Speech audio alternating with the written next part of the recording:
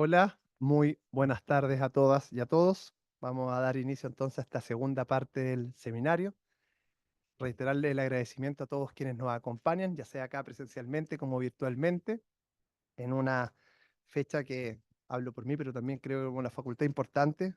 Eh, Se da este seminario, ¿verdad?, en el marco de la celebración del mes de la solidaridad y de la figura de nuestro patrono de facultad, el padre Alberto Hurtado, que creo que es súper importante hacer mención a aquello porque también es quien nos invitó en aquel entonces a reflexionar en torno a los derechos de los y las trabajadoras, y creo que ese es también el propósito de estos seminarios, que pongamos en el debate, ¿verdad?, temas tan relevantes como lo es la ley 21.561, una ley que, claro, causó mucho más discusión entre los meses de quizás enero, abril de este año, bueno, en el marco de los dictámenes que fueron apareciendo por parte de la Dirección del Trabajo, y que con justa razón estuvo en estos últimos 2, 3 meses, quizás un poquito más, o últimos 2 meses, diría yo, más en el escritorio, en el cajón del escritorio, obviamente por, todos bien saben, la ley Karim, que es la que ha acaparado hoy día la atención,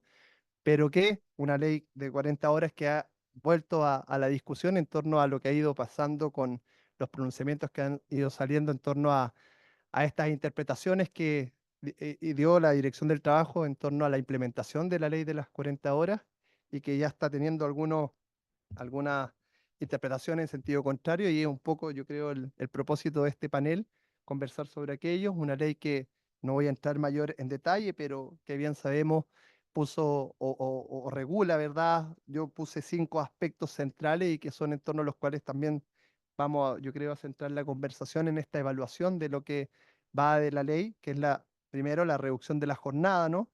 La reducción de la hipótesis también de la exclusión de la excepción de jornada de trabajo. Yo creo que también es un tema no menor desde el punto de vista de las empresas, que ha implicado en muchos casos reestructurar, ¿verdad?, su regulación en torno a los trabajadores excluidos de limitación de jornada, el rol de la Dirección del Trabajo, que fue el primer tema que conversamos en este seminario, y que no es menos importante, ¿no? La participación que ha tenido la Dirección del Trabajo en torno a la implementación de esta ley, las bandas horarias, otro tema, digamos, en el caso de los padres o madres trabajadores de hijos menores de 12 años, y la compensación de horas extraordinarias, que yo creo que son 5 temáticas importantes a destacar en torno a esta ley. Y luego tenemos el rol de la Dirección del Trabajo, que a la fecha, al 12 de agosto del 2024 al menos, son 10 los dictámenes que yo tengo registrados, que han ido fijando el sentido y alcance de esta ley, unos quizás más polémicos que otros, desde el punto de vista de la interpretación, particularmente quizás el ordinario 235-08 del 18 de abril del 2024, que regula el tema de la reducción gradual, y que hoy día ha ido repercutiendo en torno a las sanciones que han ido implementando, y que ya tenemos, al menos yo tengo 3 sentencias, quizás me queda una, Sí, son cuatro. son cuatro, ¿no?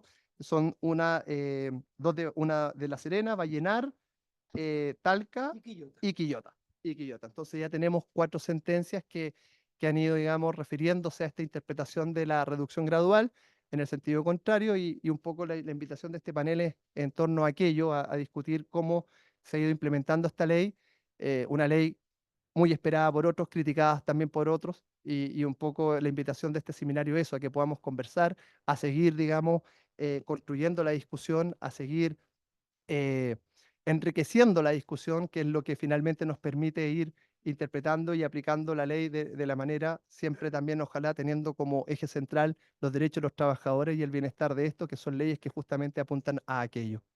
Voy a invitar, y en este panel tengo el honor de poder compartir acá con el profesor Luis Lizama, profesor de la Universidad de Chile, destacadísimo profesor, que últimamente también nos encantó con su observatorio de Ley Karim, que ahí también hay un tremendo aporte al mundo del derecho del trabajo, y que sabemos que va a ser un tremendo aporte también a las relaciones laborales de nuestro país.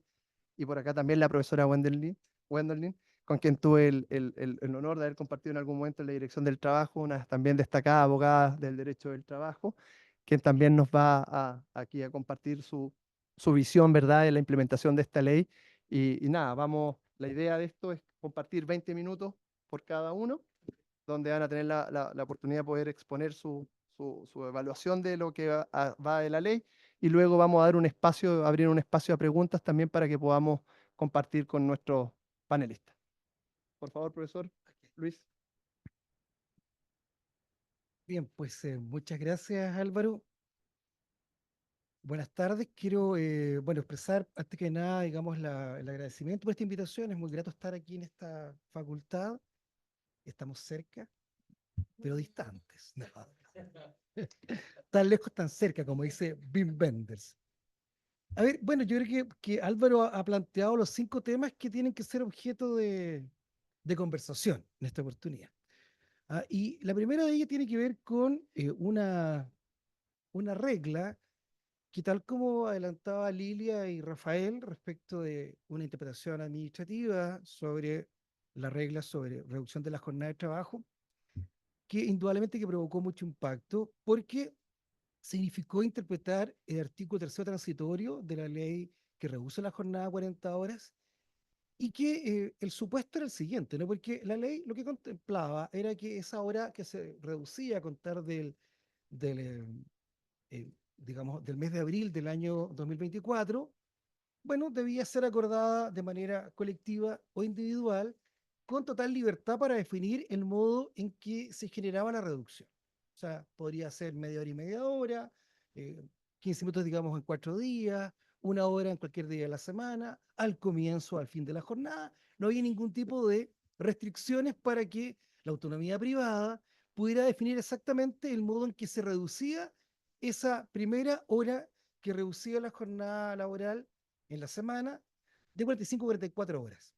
Sin embargo, si ustedes recuerdan, se emitió un dictamen, eh, el primero el día 5 de abril, en que dijo, como el supuesto normativo es que haya acuerdo entre las partes, y en la falta de acuerdo la facultad la ejerce el empleador de un modo unilateral. Esto es, hay un primer supuesto que es el acuerdo, la autonomía privada, y en consecuencia las partes podrían acordar esa reducción de la jornada del modo que les pareciera más pertinente, pero en el caso que no hubiera acuerdo, venía el segundo supuesto, que era que el empleador iba a gozar de esta facultad en virtud de la cual iba a distribuir esa hora menos del modo que lo establecía la regla transitoria. A falta de dicho acuerdo, el empleador o empleadora deberá efectuar la adecuación de la jornada, reduciendo su término en forma proporcional entre los distintos días de trabajo, considerando para ello la distribución semanal de la jornada. Ese era el texto del artículo tercero transitorio, la parte final, que permitía que en el supuesto que no hubiera acuerdo, debía ser el empleador quien distribuyera esa reducción de la jornada de trabajo. A mí me parece que efectivamente, eh, en principio, la ADT no se pronunció respecto del modo en que se producía la adecuación, sino que hizo énfasis en el tema de es indispensable que haya cierta certidumbre acerca de que no ha habido acuerdo. Y para ello, la ley establece que tiene que haber un proceso de diálogo entre las partes y que tiene que manifestarse en 2 actos: una propuesta por parte del empleador y un rechazo por parte de los trabajadores, que además debía constar por escrito. O sea, el supuesto que permitía aplicar la regla, digamos, que era excepcional, porque regla general el acuerdo, la excepción era que el empleador definiera sin acuerdo de los trabajadores cómo reducía esa hora menos en la jornada semanal, requería una acreditación que era, tiene que haber un proceso de diálogo previo, y la forma de acreditarlo es que hubo un intercambio de una propuesta formal por parte de la empresa y una respuesta también formal por parte de los trabajadores, que se negaba a aquella proposición de cómo se efectuaba esta adecuación. Y claro, llega este dictamen que provocó tanta polémica, que es el dictamen del 18 de abril del año en curso, que es el 235/8, que establece que a falta de acuerdo, o sea, en el supuesto excepcional, se deberá disminuir en 1 hora en un día. Y en consecuencia se producía una dificultad porque hasta ese momento Y aquí, evidentemente, que uno diría, el consenso que había implícito era que no había ninguna dificultad, o sea, que había consenso en que la forma de efectuar la reducción era dependiendo de la jornada semanal. Si la jornada se distribuía en 5 días, se tenía que reducir 12 minutos por día. Y si la jornada semanal se distribuía en 6 días, debía disminuirse 10 minutos por día. Ese era, yo diría que el consenso que había, a mi modo de ver, este es mi entendimiento, si alguien no está de acuerdo, por favor, que lo sostenga luego. ¿Ah? Pero efectivamente, eh, el entendimiento que había era la regla, porque la regla, si ustedes se fijan, yo quiero volver atrás, digamos, porque la regla dice, a falta de acuerdo, el empleador deberá efectuar la cuestión de la jornada reduciendo su término en forma proporcional entre los distintos días de trabajo, considerando para ello la distribución semanal de la jornada, distribuyendo dentro de los días, dentro de la jornada, dependiendo de los 5 o 6 días. O sea, el texto me parece a mí, se encaminaba por una interpretación que era distinta a la que adopta la ADT y que lo hace además de una manera muy clara, ¿no? Lo hace frente a una petición que formula el presidente de la CUT. Ahí dice, mire, la verdad es que si queremos que haya un bienestar de los trabajadores, es evidente que una jornada que se reduce en 2 minutos por día o 10 minutos por día no significa un avance en esta materia, porque claro, como que se va a diluir a esa reducción en 5 o 6 días y claro, lo más evidente es que se reduzca en 1 hora a la semana. Y parecía una interpretación más bien finalista, pero que desatendía el texto de la regla transitoria. Algunas empresas lo que han hecho es no seguir el dictamen de la ET que obligaba a reducir la hora en un día, en la semana. Ya han mantenido una interpretación que era distinta, que era la de sostener que la reducción se efectuaba proporcionalmente en 5 o 6 días, dependiendo de cómo estaba acordada la jornada semanal. Y ha ocurrido que han comenzado a aparecer algunos fallos de tribunales que se han transformado en cierta tendencia porque frente a la multa cursada por el fiscalizador, ha reclamado el empleador en procedimiento monitorio y el juzgado del trabajo tenemos aquí varios, ¿no? Quillota, RIT y 85-2024, el mismo RIT del juzgado de La Serena, el RIT I6-2024 de Vallenar y 44-2024 de Talca, eh, comienzan a interpretar el, la norma transitoria del modo que, me parece a mí, era el consenso que había a nivel de la comunidad dogmática, antes de que el presidente de la CUT formulara este discurso frente a la moneda diciendo la reducción de la jornada laboral no puede ser en 12 minutos, esto es demasiado poco, eso no se va a exhibir como un triunfo para los trabajadores, porque en realidad se diluye en la semana esa hora menos de trabajo, ¿no?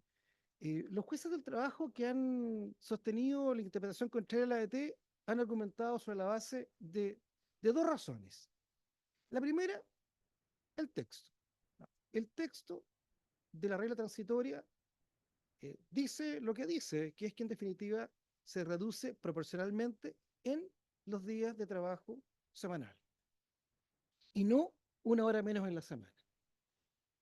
Y lo dicen, ¿ah? Aunque resulte absurdo, o sea, se hacen cargo del tema de decir, mire, la verdad es que entre el texto y la corrección material o la eficiencia de esta regla o su utilidad, la verdad es que, bueno, el tenor literal permite efectivamente entender que la reducción debe hacerse en la semana, en los días de la semana y no 1 hora menos en, de trabajo durante la semana.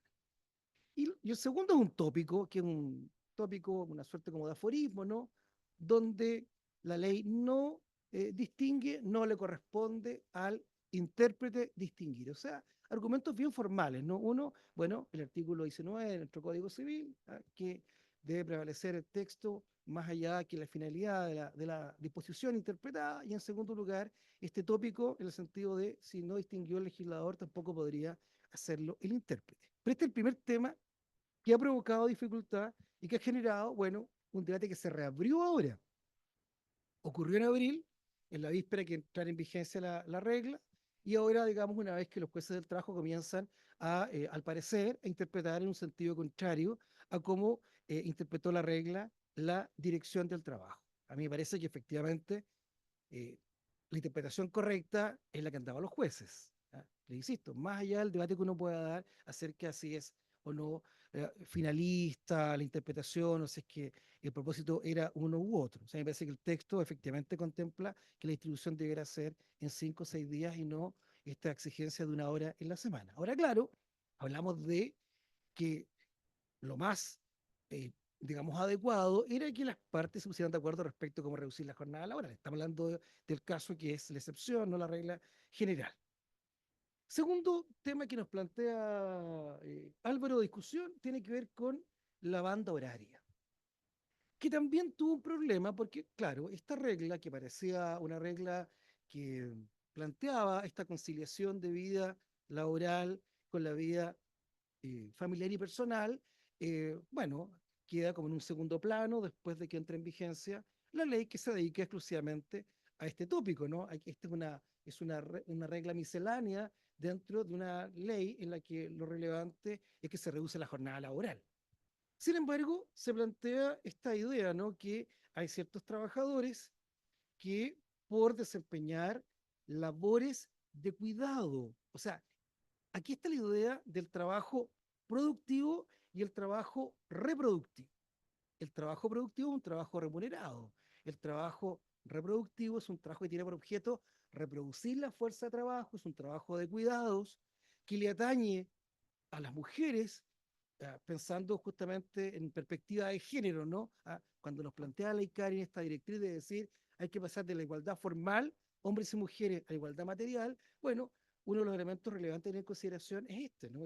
Esto de que en definitiva la inclusión de la mujer en el mercado laboral supone evidentemente que ella tenga eh, beneficios que le permitan garantizar que no va a cumplir dos labores, una labor productiva, asalariada, y una labor reproductiva que no es remunerada y que, como alguna vez alguien dijo, si te casas con la empleada doméstica, vas a reducir el Producto Interno Bruto. Obvio. ¿Ah? Sin embargo, si envías a tu madre al asilo de ancianos, o al senior suite, diríamos ahora, ¿ah? Aumenta el Producto Interno Bruto, pero obvio. O sea, el trabajo de cuidado, cuando lo realiza, digamos, la pareja, es un trabajo que no forma parte del PIB. ¿Ah? Es un trabajo gratuito, es un trabajo no remunerado. Claro, si te casas con tu empleada doméstica, vas a reducir el PIB. Pero si mandas a tu madre a un senior suite, vas a aumentar el PIB. Entonces, bueno, hay un tema ahí que probablemente aparece en el sustrato de esta regulación, pero lo relevante en esta materia es que hay un dictamen que fue emitido recientemente sobre la banda horaria de 2 horas, que además también tenía algún tema interpretativo, porque hablaba de 2 horas, uno diría, la interpretación es que podría el trabajador o la trabajadora ingresar, por ejemplo, entre 7 y 9, ¿no? Que sería la banda horaria en la que podría ella ingresar, o a las 7 o a las 9 de la mañana, ingresar al trabajo, a condición que cumpliera dos condiciones. Primero, que un trabajador o trabajadora sea padre, madre o tenga el cuidado personal de un niño o niña menor de 12 años. En conciliación familiar, la regla es distinta. Niño o niña menor de 14 años. Y además hay otro supuesto, el supuesto de, por ejemplo, tener el cuidado a una persona con dependencia moderada o severa, ¿ah? O, digamos, una persona que está en una situación de discapacidad. Entonces, es distinta la regla. Aquí hablamos de menor de 12 años. Y la segunda, que se acredite tal condición mediante un certificado de nacimiento o la sentencia que otorga el cuidado del niño o niña. Según el dictamen, concurriendo ambos requisitos copulativos, ¿ah? Debiera el empleador inmediatamente facilitarle, otorgarle este beneficio al trabajador o trabajadora de una forma automática. O sea, concurriendo a las condiciones establecidas por la ley, el goce del beneficio automático. El empleador debiera entregarle esta ventaja de la elección de la franja horaria para quien tiene a su cuidado menor de 12 años o menos, y que efectivamente además acredite tal condición con un certificado de nacimiento o la sentencia que le otorgue el cuidado personal del niño o niña.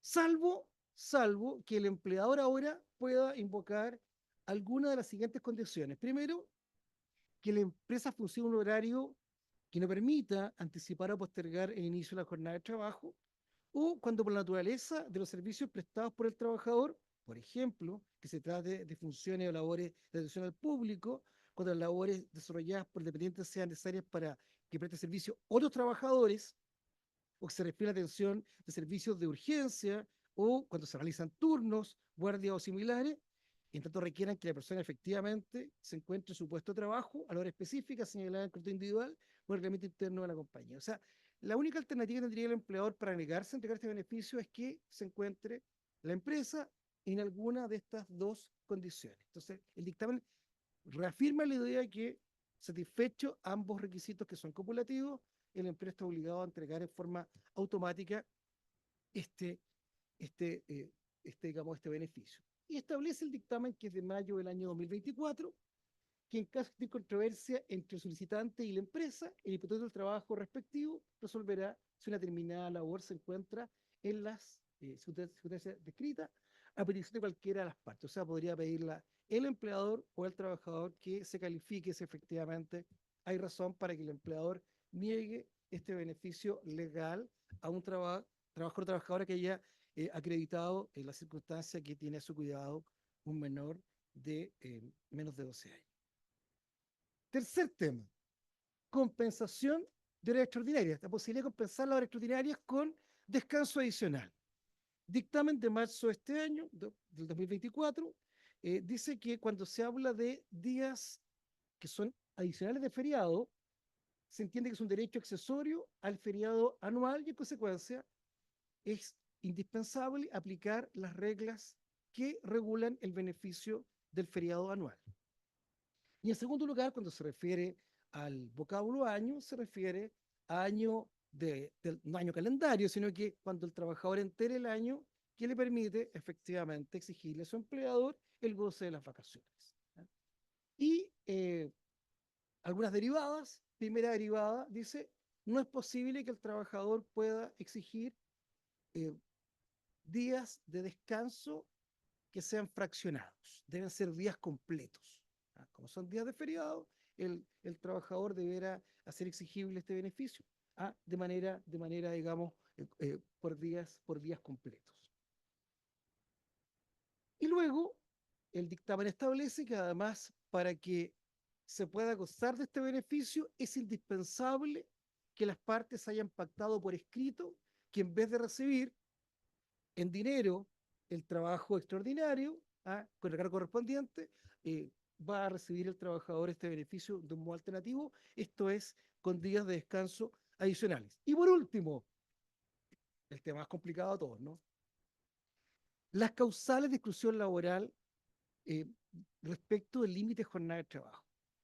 Bueno, el artículo 22, segundo inciso, en Chile ha sido siempre un problema, porque la verdad es que el texto no dice lo que se dice que dice el texto.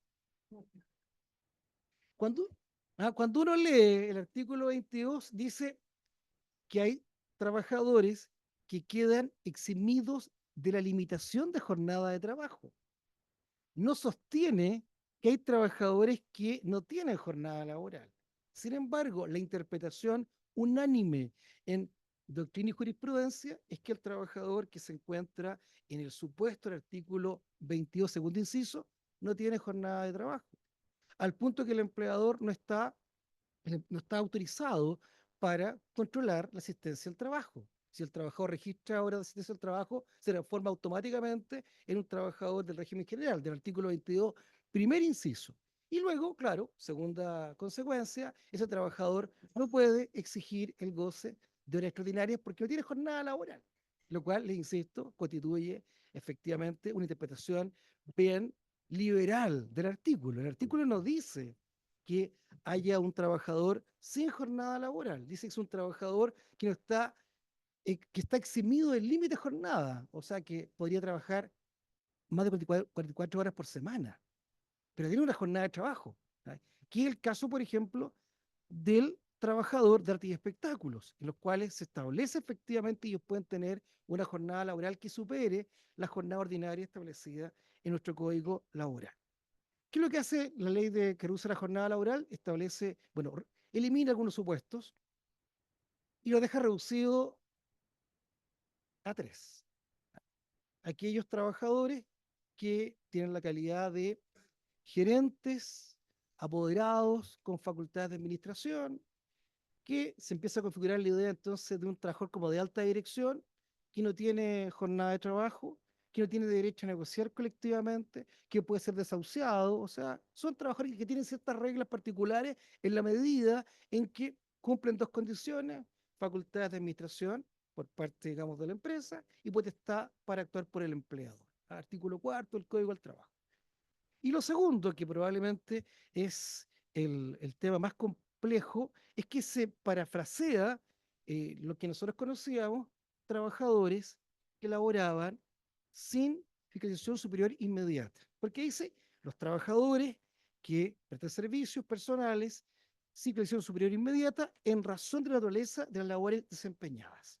Entonces, claro, la división del trabajo lo que hace es interpretar esa nueva formulación, que además tiene un efecto en el teletrabajo, porque en el teletrabajo, si ustedes recuerdan, el teletrabajador que tenía un trabajo combinado, o sea, que trabajaba algunos días en su casa, otros días en la empresa, efectivamente, si trabajaba más días fuera de la empresa que en la empresa, se entendía que estaba en la condición de la excepción, o sea, un trabajador eximido del límite de jornada. Sin embargo, esa regla se elimina, esa regla se deroga, con lo cual yo digo, además hemos derogado el derecho de desconexión y el tiempo de desconexión, porque son dos beneficios que se entregan solo al teletrabajador o trabajador a distancia que no tiene jornada laboral. Entonces, y va a ser bien difícil que alguien pueda pactar, digamos, la condición excepcional. Entonces, ¿qué es lo que dice? ¿Qué es lo que, cómo se desarrolla esta nueva doctrina? ¿Ah? Eh, Sí, sí, mire, deben concurrir tres requisitos para que en definitiva un trabajador pueda quedar en la excepción. Esto es, eximido del límite de jornada. Primero, que ese trabajador evidentemente no esté sujeto a crítica, a enjuiciamiento respecto de la tarea desarrollada. Y aquí la referencia es el artículo 42, letra A del Código del Trabajo. Esto es, no puede haber ninguna supervisión o control respecto de la forma y oportunidad en que se trabaja. Control funcional respecto a la oportunidad en que se trabaja, ni respecto de la forma. O sea, no le dicen qué hacer ni cuándo hacer la actividad. Si el empleador le fija esas condiciones respecto de cómo hacer su trabajo o en qué oportunidad hacerlo, evidentemente que estaríamos en presencia de un trabajador que está en el régimen general, o sea, con jornada laboral. Segundo, que esta supervisión o control sea desarrollada por una persona de mayor rango dentro de la empresa, o sea, alguien que tenga la calidad de superior jerárquico, un supervisor, por ejemplo. Y en segundo lugar, que sea por medios automatizados sin intervención humana, o sea, sistemas algorítmicos, sistemas automatizados, en los que no hay intervención por parte de un ser humano. Y luego, que esta, digamos, supervisión o control se ejercía de una manera contigua o cercana, pero proximidad de carácter organizacional entre quien supervisa y quien ejecuta la labor. Y aquí, claro, lo que hace esta nueva doctrina es decir, ya no es un tema de cercanía física, como la que se planteó originalmente, ¿no? La cercanía que había entre el jefe y la secretaria, por ejemplo, sino que efectivamente debe considerar todas las posibilidades que tiene un empleador de control a través de medios informáticos o algorítmicos automatizados respecto de las tareas que debe desarrollar ¿estamos en la hora? Un segundito, un segundito. Porque nos queda la última, y es un dictamen de agosto, del 12 de agosto. O sea, esta es la novedad del año. Algo fresco.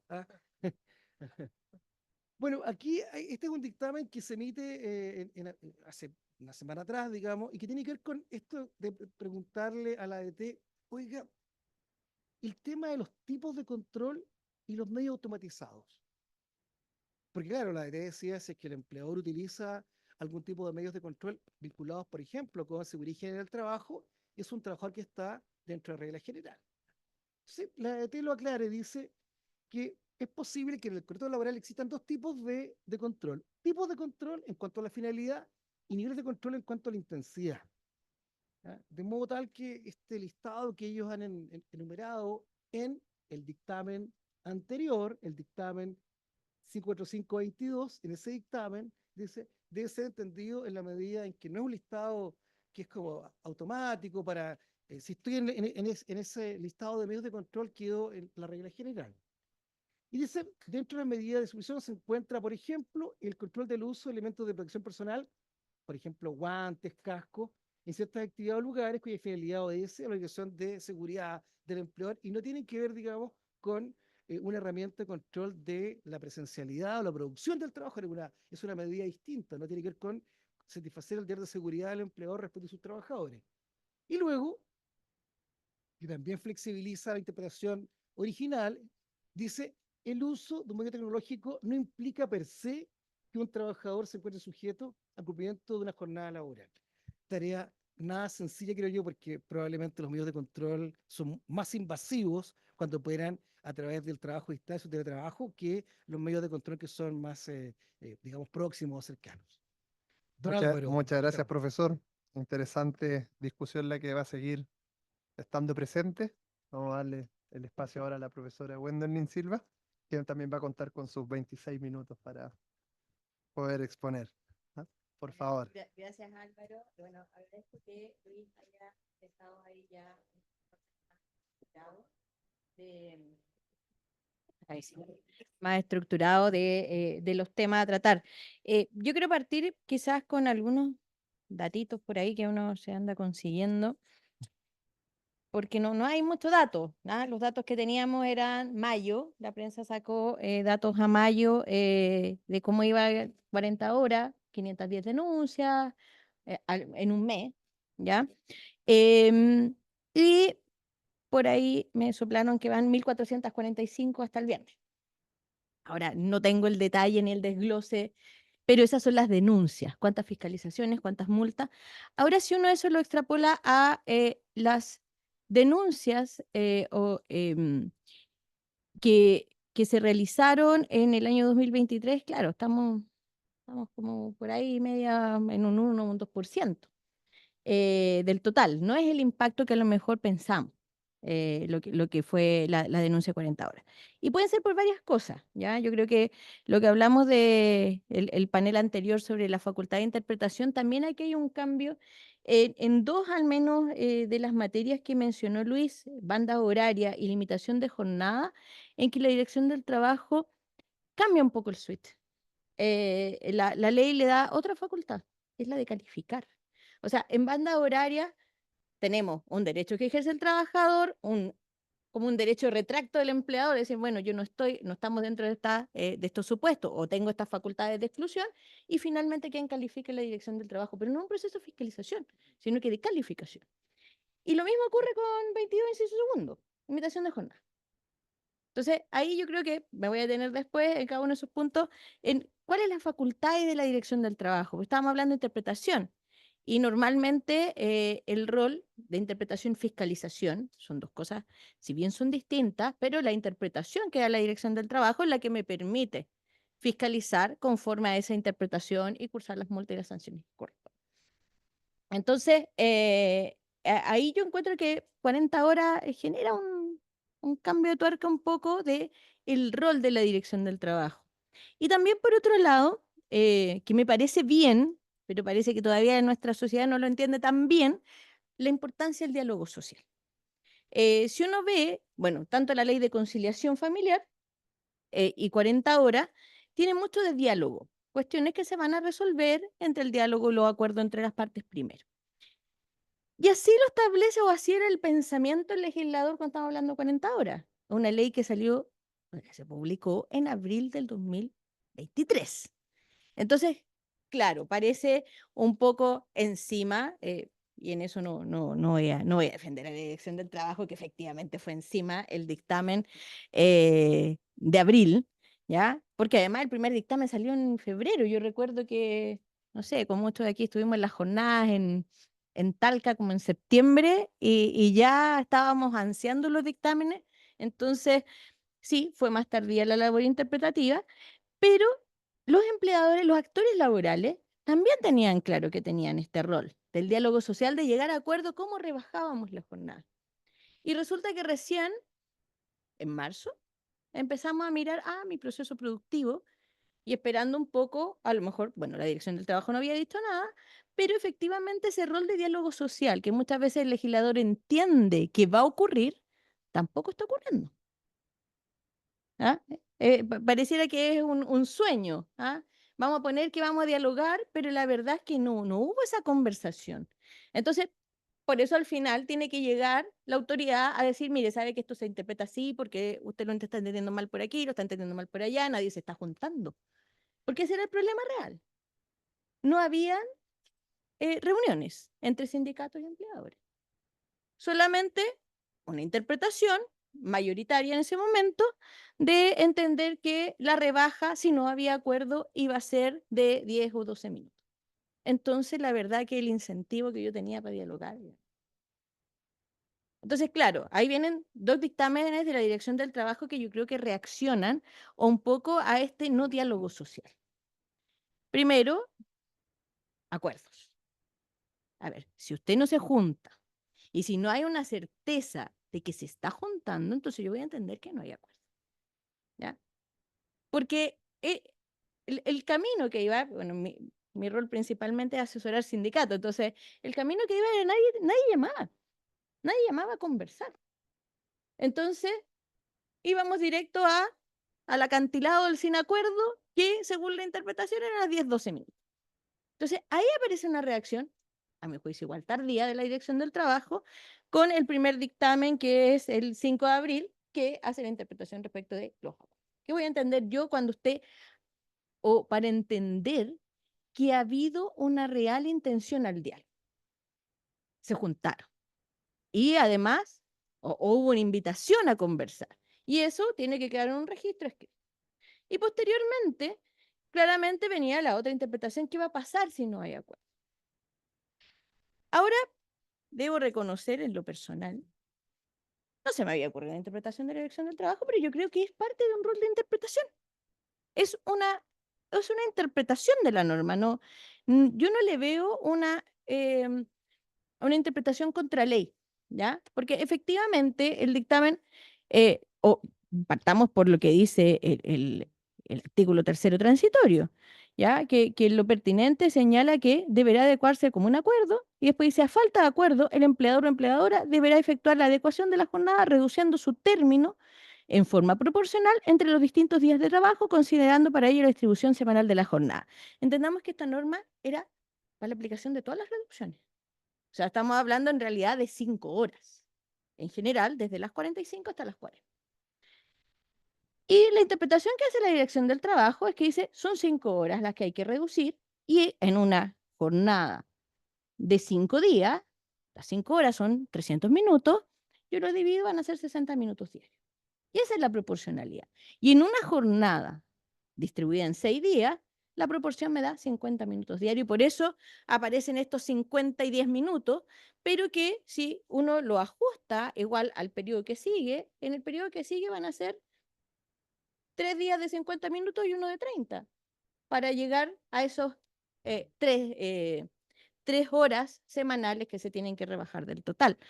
Entonces tampoco me parece, o sea, me parece una alternativa de interpretación, y una alternativa de interpretación adecuada, que es la Dirección del Trabajo, en razón, y que Lilia lo dice, en razón también de los principios del derecho al trabajo: principio propietario, la historia de la ley, o sea, los principios de la norma, el Código Civil que conocemos de interpretación, pero además aquellos en particular del derecho del trabajo, ¿ya?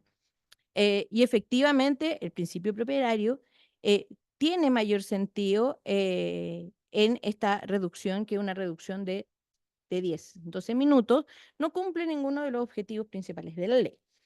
Ahora, ¿qué ha dicho la jurisprudencia? Bueno, Luis, y estamos recientes, porque de hecho creo que Vallenar solamente, la de Quillota no la tenía registrada, pero en Vallenar nomás se ha presentado recurso de nulidad, y es reciente. O sea, la de Vallenar creo que es del 30 de julio, y las otras dos sentencias son una del 12 y otra del 14 de agosto. O sea, Esto no lo teníamos en el mapa cuando nos invitaron a esto.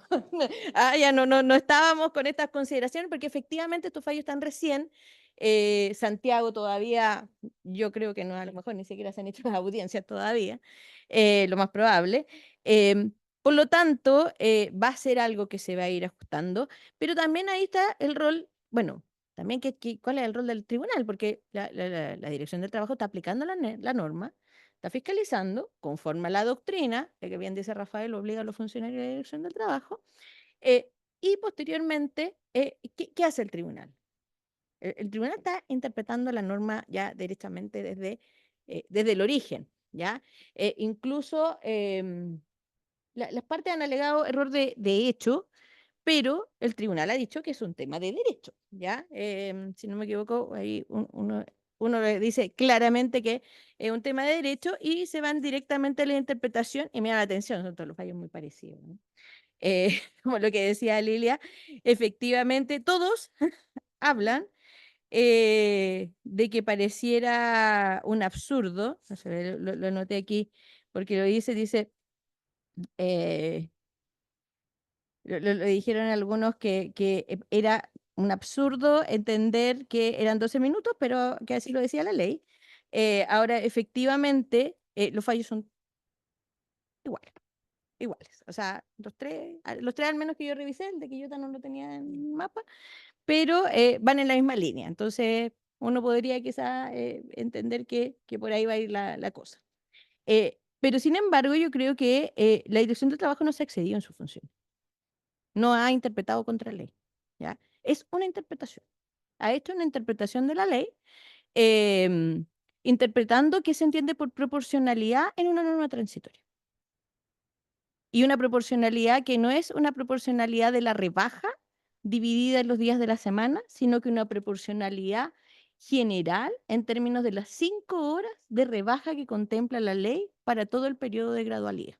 Esa es la interpretación que hace la Dirección del Trabajo. Y por lo tanto, no es una interpretación contra él, es una forma de interpretar aquella norma transitoria, porque la norma transitoria no habla de cada uno de los periodos de gradualidad. Es una norma transitoria para aplicar a todos. Entonces, era a la 1 hora, a las 2 y a las 5 en total, que llegamos al el último año, y eso es lo que hace la Dirección del Trabajo. Entonces, yo creo que en ese sentido estamos en la Dirección del Trabajo ha actuado dentro de la facultad y yo no sé y no he visto si se presentó algún recurso de protección con respecto del dictamen. Entonces, tampoco, o sea, la discusión hoy día va a ser caso a caso respecto a cada una de las cuestiones y como decía Rafael, bueno, las interpretaciones de tribunales no vinculan a la Dirección del Trabajo y la Dirección del Trabajo verá si mantiene y sigue manteniendo su doctrina, ¿ya? Em, Ahora, con respecto a las bandas, creo que lo conversamos, Lucho, en La Serena, nos tocó hablar sobre esto. Eh, a ver, el tema de banda, yo creo que el mayor, bueno, había un problema claramente en la norma cuando habla de 2 horas, porque nunca han sido 2 horas. Bueno, lo dice el dictamen, y puede ser incluso menos, porque dice hasta 1 hora. Entonces, la banda es 1 hora que se corre, claro, pero nunca van a ser 2 horas que usted va a cambiar el tema está en la calificación nuevamente, ¿ya? Como que el legislador, tanto en esta materia como en conciliación, ha generado como un derecho elástico, o sea, el trabajador tiene un derecho, pero el empleador tiene un contraderecho, o sea, como que estamos jugando un videojuego y me tira un contrapoder, entonces me paraliza con el derecho que yo tiré. O sea, claro, mi derecho es la banda horaria, pero el empleador me dice, no, pero usted no está en el supuesto. ¿Ya? Estas son las características. Y ahí entonces entra a calificar la dirección del trabajo. Y ahí hay una situación distinta y nueva. Calificación de la dirección del trabajo. La dirección del trabajo no va a fiscalizar aquello. Si se está cumpliendo o no el derecho del trabajador. ¿Ya? Salvo que el trabajador haga la solicitud y el empleador no conteste nada. Entonces ahí va a fiscalizar que no se le está dando el derecho. Pero si el empleador contesta con este contrapoder, bueno, entonces va a ser la Dirección del Trabajo la que va a calificar y que finalmente se va a poder reclamar judicialmente. Volvemos, tribunales, ¿ya? Y en limitación de jornada, yo ahí tengo otro tema, que tiene que ver principalmente con este derecho que tiene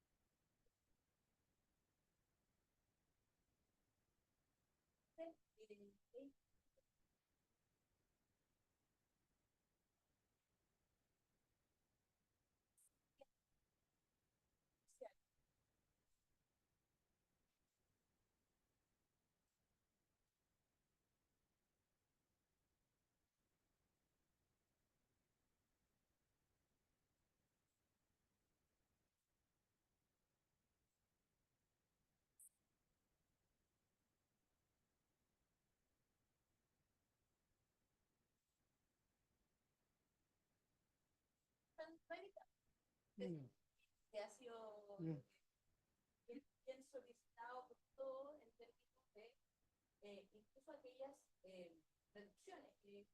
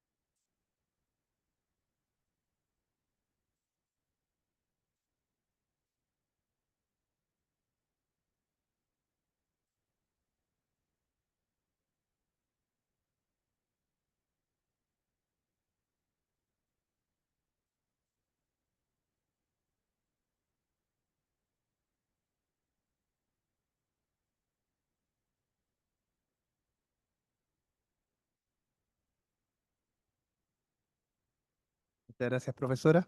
En razón del tiempo, vamos a abrir un espacio de preguntas y luego les doy unos minutos para que ustedes también las puedan contestar o replicarse en torno a lo que han expuesto. Por favor, micrófono abierto. Les pido que levanten la mano a quienes quieran hacer preguntas y yo me voy acercando con el micrófono.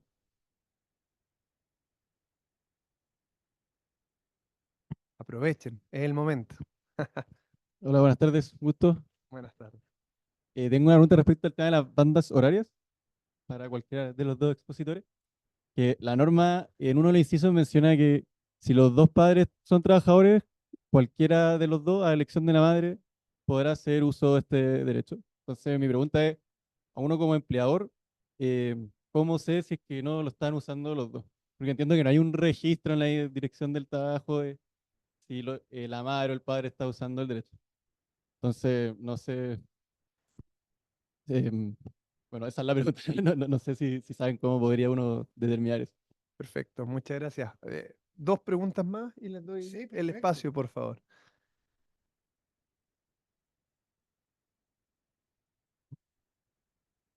Hola, buenas tardes. Bueno, Quería hacerle una consulta a cualquiera de los dos expositores y es, no se escucha, quizá, no sé si estará. hola, aló. Ahí sí. A propósito de la libre distribución de jornada en el teletrabajo, ¿cómo aterrizamos en la práctica, en el contexto de un sistema de marcaje electrónico, el hecho de que un trabajador, si bien no está excluido de la limitación de jornada, un teletrabajador haga este uso libre o distribuya libremente su jornada? No sé si me expliqué. Soy un teletrabajador, tengo libre distribución de jornada, mi marcaje es a través de un sistema electrónico. ¿Cómo es que se contabiliza en el sistema que efectivamente marqué sin excederme de los límites semanales? Perfecto. Muchas gracias, don Sergio. Profesor.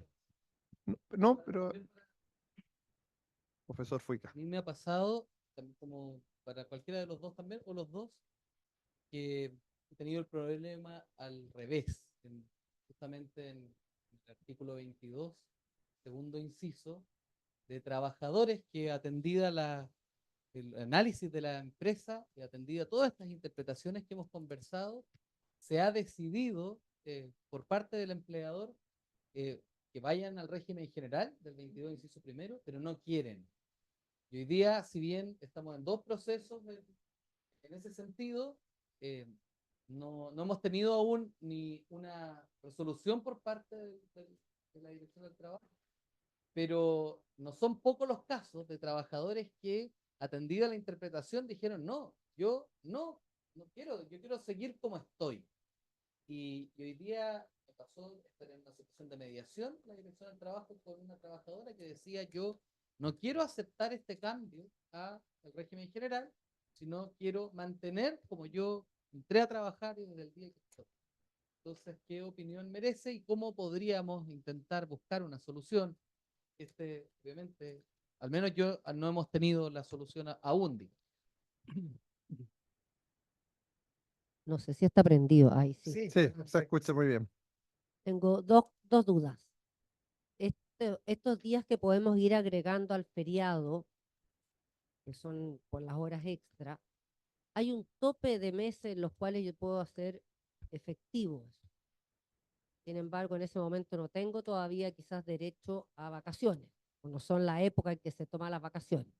Esa es una duda.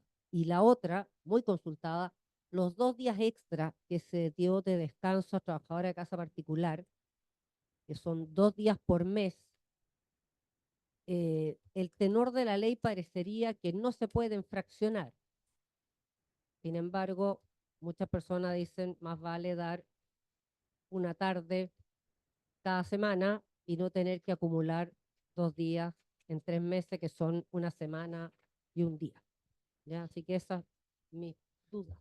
Muchas gracias, profesora. Bien, les voy a dar entonces.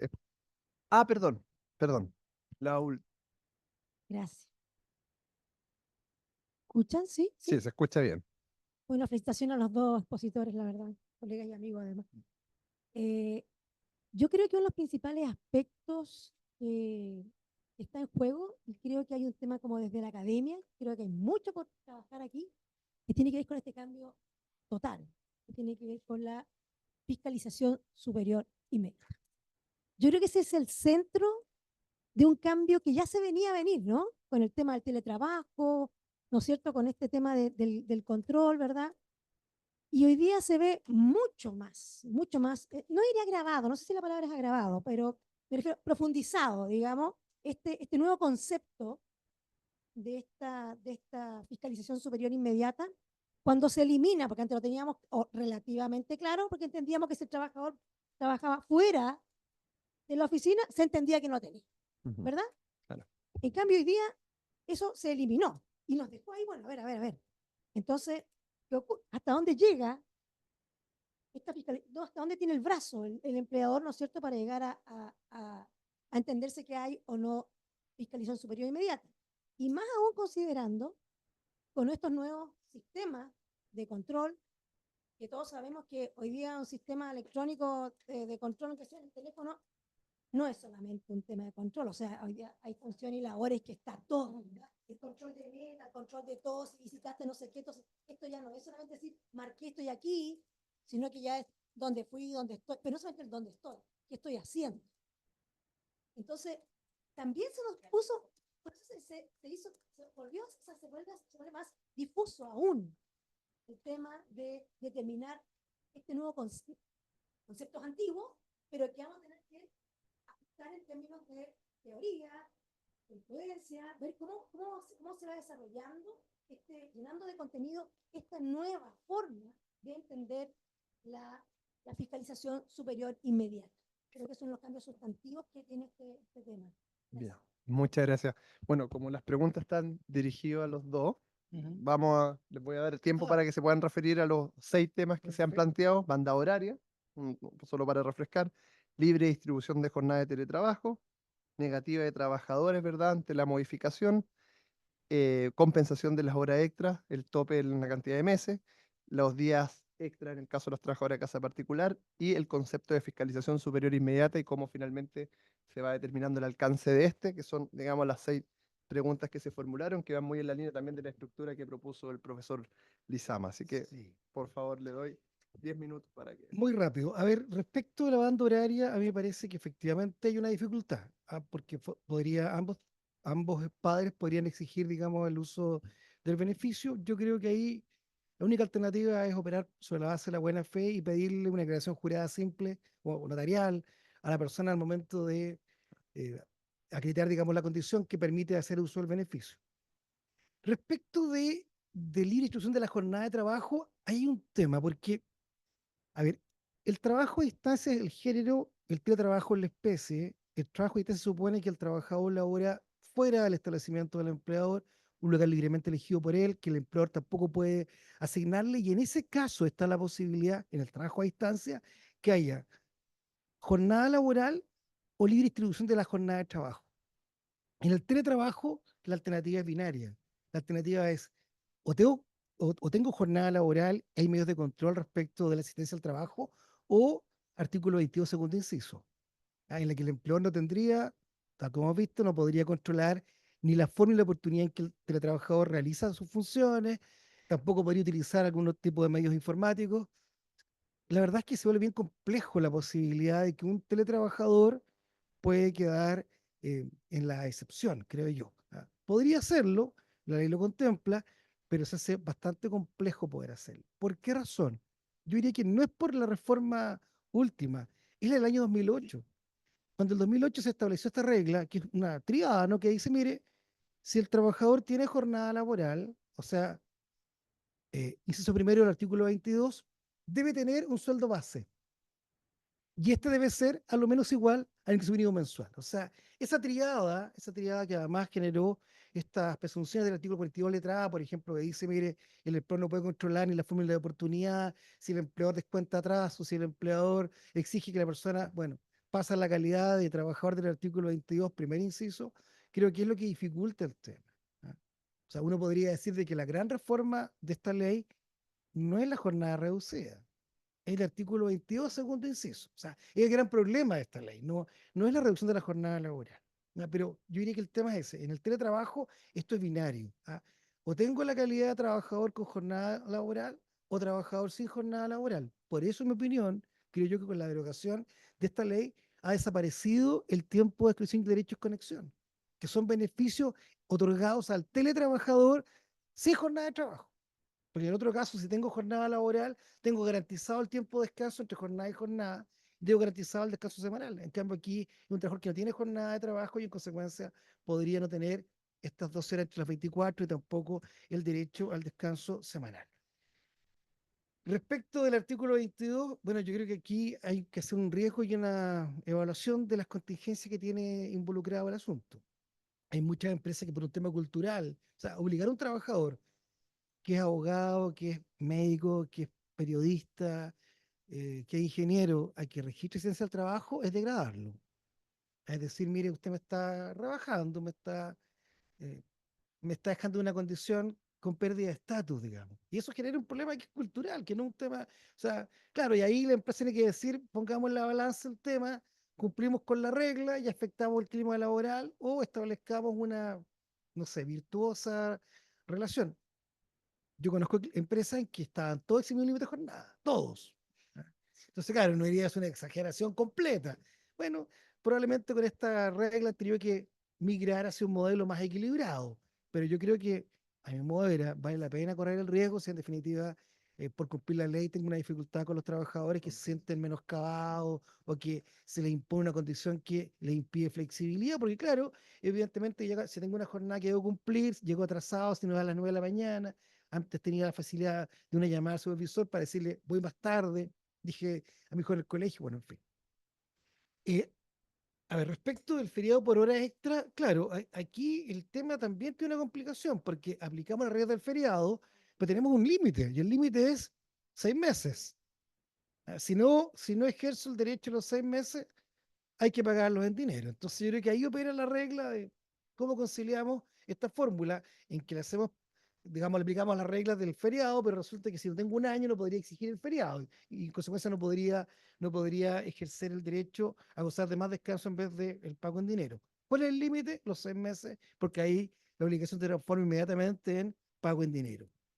Y respecto del empleo doméstico, claro, yo creo que el texto de la ley obliga a entregar 2 días de descanso en el mes calendario, entonces impediría el fraccionamiento.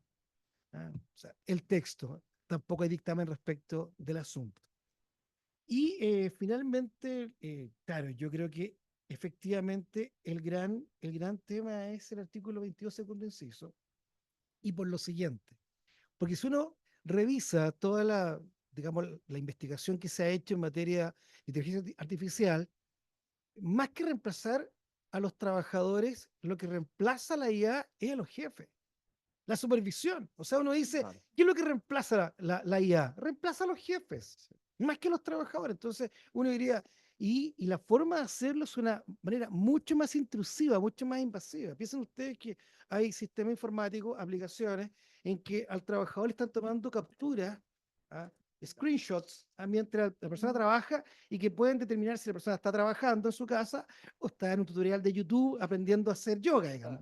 Lo van a detectar, porque le van a tomar fotografías permanentemente. Eso es muy invasivo. Entonces, en consecuencia, yo creo que probablemente con esta nueva, digamos, formulación, van a ser cada día menos los trabajadores que van a estar eximidos límite de jornada, creo yo. Salvo este espacio que se genera como consecuencia de que, como bien lo planteaba Gwendolyn, el tema es de calificación. O sea, el que reclama obtiene una resolución favorable, si todo se mantiene bien, quizás ese es el espacio, creo yo, para el acuerdo,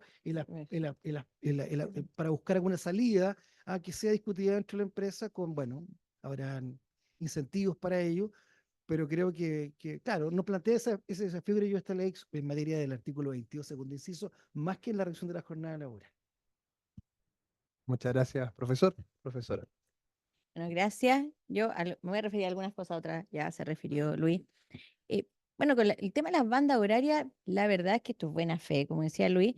Y ahora, claro, no sé si como empleador podría tener otras facultades, pero hoy día los registros, se tienen que registrar los contratos y los anexos en la dirección del trabajo, ¿ya? Ahora, si uno puede cuestionar la técnica legislativa, no habría ningún problema que fueran los dos, o sea, porque además no tendría mayor efecto. Sobre todo si apuntaba a conciliación, o sea, uno llega más temprano y el otro se va más temprano, entonces se puede conjugar la compatibilidad de las tareas domésticas. Pero no hay norma a elección de la madre, ¿ya? Eso también lo dice la ley. Y pueden quizás estar los dos haber pedido la solicitud de banda a sus distintos empleadores y nadie se va a enterar y yo creo que tampoco va a producir ningún problema. Em, bueno, la distribución del teletrabajo, un poco lo que decía Luis. O sea, efectivamente, además el teletrabajo hay que entenderlo bien. Y Luis hacía la distinción entre trabajo a distancia y el teletrabajo, porque el teletrabajo es un trabajo que se desarrolla a través de medios tecnológicos, ¿ya? Que es distinto a un trabajo a distancia, ¿ya? Que a veces tendemos a confundirlo, ¿ya? Pero y ahí además, bueno, quedó excluido completamente de esto, así que ahí tienen jornada, ¿ya? Y ahí un poco enlazar con lo que decía Patricia Silva, la fiscalización superior inmediata, yo creo que ahí el límite fundamental son los derechos fundamentales, ¿ya? Los derechos fundamentales de los trabajadores, es ahí el límite de esta nueva forma de intrusión a través de la fiscalización superior inmediata. Hoy día podríamos decir que nadie está sin fiscalización superior inmediata, ¿ya? A lo mejor anda un dron aquí que nos está midiendo cuánto rato estamos exponiendo y qué estamos haciendo. Entonces, es distinto el Código del Trabajo y el 22, inciso segundo, principalmente estaba hecho de otra época, ¿ya? El vendedor viajero, y que existían otro tipo de cuestiones donde no había una conexión, ¿ya? La Pati algo decía los carteros, claro. Pero los carteros hoy día, cuando entregan una carta, tienen una maquinita en que con GPS para verificar que entregaron, a qué hora entregaron, a quién entregaron, quién entregó. O sea, uno se mete en el código y uno ve todo eso de la carta. Y cuántas veces fueron, si te encontraron o no te encontraron en la casa. O sea, la verdad es que la fiscalización superior inmediata pareciera que no hay una mayor labor que no la tenga. Y ahí yo creo que lo fundamental son los derechos fundamentales. Con derechos fundamentales del trabajador y la intromisión del empleador en aquellas cosas, porque también nos han dicho que en materia de derechos fundamentales yo puedo tangencialmente conocer derechos fundamentales del trabajador o vulnerar o pasar por el lado de algún derecho fundamental de un trabajador, pero yo no puedo utilizar aquello que conozco a raíz de mi función como empleador, de mi rol de dirección de la empresa, ocuparlo para otros fines que no sean aquellos laborales. O sea, yo no podría despedir al trabajador porque me enteré, no sé, que estaba comiendo mientras estaba trabajando en el teletrabajo. Estaba tomando una copita de vino, claro. Estaba haciendo un trabajo más amigable. No podría utilizar esa herramienta. Bueno, con respecto a lo que dice Sergio, yo creo que ahí hay un punto importante que tiene que ver de nuevo, volver a los principios del derecho del trabajo. El derecho al trabajo primero, es una disciplina donde tenemos una disparidad de poder, ¿ya? Y el derecho al trabajo viene a tratar de equilibrar ese poder entre el poder del empleador y el poder del trabajador individualmente, considera que no tiene un mayor poder de negociación. Entonces, el orden público laboral, yo ahí lo veo más frágil si es que permito una transacción y un acuerdo entre el trabajador, porque si yo hoy día le digo a un trabajador, sabe que trabaje toda la semana, pero yo le duplico o le triplico el domingo, me va a decir que sí. Y el derecho al trabajo es precisamente para que eso no ocurra, ¿ya? Porque hay una disparidad, no estamos negociando en igualdad de condiciones. Entonces yo entiendo, y también me pasa, que muchos trabajadores quieren seguir en el 22 inciso segundo, el empleador analiza y dice, no, usted ya no está en el supuesto, usted tiene que tener jornada, pero creo que no es una materia que debiese estar a disposición del trabajador, porque si no se vulneraría completamente el orden público laboral. Quizás hay que buscar fórmulas con algún mayor respaldo con los sindicatos, quizás, pero el trabajador individualmente considerado, a mí me asusta un poco ese acuerdo. Y con respecto, bueno, a lo de las trabajadoras de casa particular, efectivamente, la norma y el dictamen, el 236, es el H9, habla y hace toda referencia al feriado. Y el feriado nunca es fraccional. ¿Ya? O sea, se puede acumular hasta 6, dice hasta 3 meses, por lo tanto van a ser 6 días, pero como hace toda la referencia al feriado, no lo dice el dictamen, pero yo entiendo que no tiene fracción. Así que eso sí. Muchas gracias, profesora. Muchas gracias a nuestros dos profesores que estuvieron aquí compartiendo.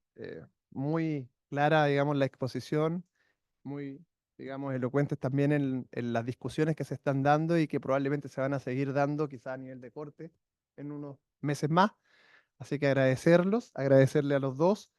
Y antes de terminar, también agradecer la presencia de cada uno de ustedes en esta actividad. Para nosotros como facultad es muy importante contar con cada uno de ustedes y esperamos seguir haciéndolo en futuras actividades que vamos a ir organizando. Y quiero también extenderles otra invitación que con mucha alegría, ustedes saben que este es un año muy especial para el derecho del trabajo. La Facultad de Derecho y de la Seguridad Social, tanto de la Universidad de Chile como de esta Casa de Estudios, la Pontificia Universidad Católica de Chile, han organizado las jornadas centenario de las leyes laborales que están programadas para el día 5 y 6 de septiembre de este año, ¿verdad? Que se van a desarrollar en el Congreso, en la sede del ex Congreso Nacional, acá en Santiago, ¿verdad? Y en el Salón Aquiles Portalupi de nuestra Casa de Estudio, y en el salón, en la sala Matilde Brandau, en la Facultad de Derecho de la Universidad de Chile.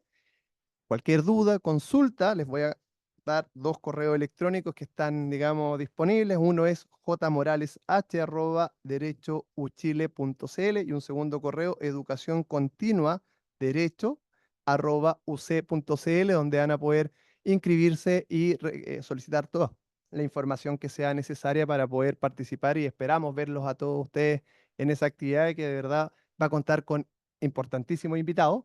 Por favor, profesora.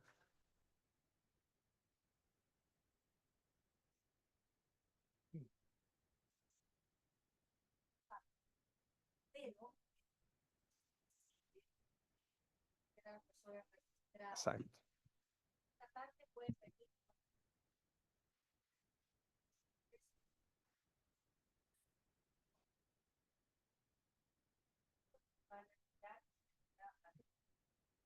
Exactamente. Ah, eso por cierto.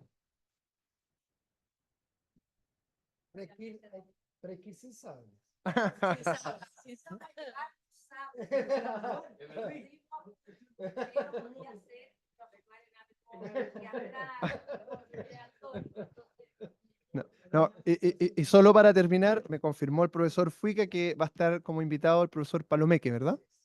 Así que va a estar, qué mejor motivación para poder asistir. Así que, bueno, muchas gracias, que tengan una feliz tarde y regreso a sus casas.